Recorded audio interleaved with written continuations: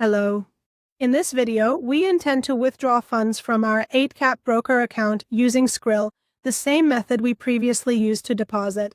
We log into our account, go to the Account section, then Account Live, and select the account that has a balance and from which we want to withdraw.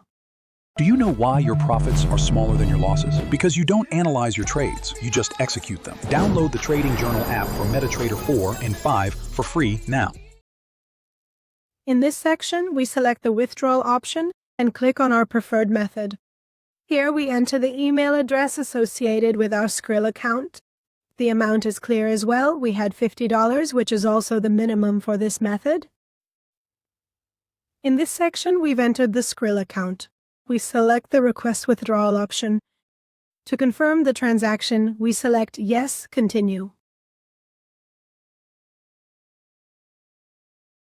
We have submitted our withdrawal request, and to review the withdrawal request, in the My Account section under Withdrawal History, we can check that we have made a withdrawal request.